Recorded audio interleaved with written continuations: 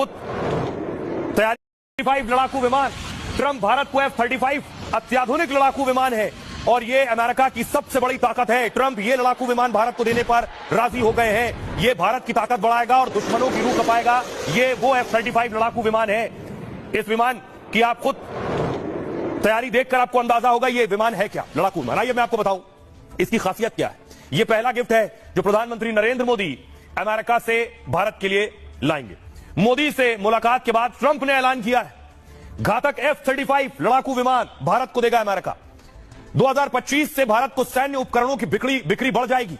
F-35 stealth लड़ाकू विमान बेचने को तैयार हो गया है अमेरिका और ट्रंप ने इसको लेकर कोई समय सीमा नहीं बताई है।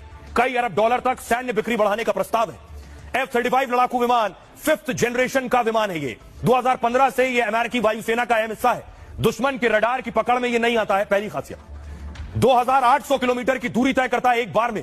F-35 जेट में दर्जनों मिसाइल लगाई जा सकती हैं, यानी दुश्मन के ठिकाने तबाह। इसकी रफ्तार 1912 किलोमीटर प्रति घंटा है। इसकी मारक क्षमता 1850 किलोमीटर है, यानी मिसाइल दाग सकता है इतनी दूर। इसकी ऑपरेशन रेंज 3700 किलोमीटर है। चीन और पाकिस्तान के कई इलाके इसकी रेंज में आ जाएंगे।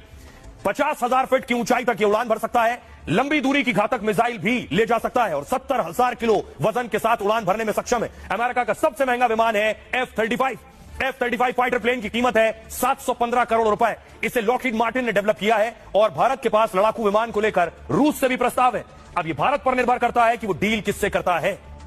आपको सुनवाता हूं, सुनिए जरा। खुद डोनाल्ड ट्रंप ने यह बात कही कि वो भारत को यह लड़ाकू विमान देगा। इस साल की शुरुआत में हम भारत में सैन्य बिक्री को कई अरब डॉलर तक बढ़ाएंगे।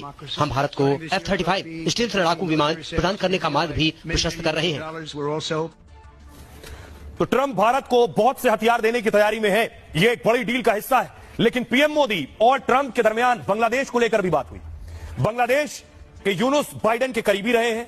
जब बात हो रही थी मोदी और ट्रंप में बांग्लादेश को लेकर, अमेरिका में ही यूनुस के खिलाफ प्रोटेस्ट हो रहा था। अगली तस्वीर में आपको दिखाऊं, ये आप देख रहे हैं अमेरिका में बांग्लादेश के खिलाफ, यूनुस सरकार के खिलाफ प्रदर्शन हो रहा था।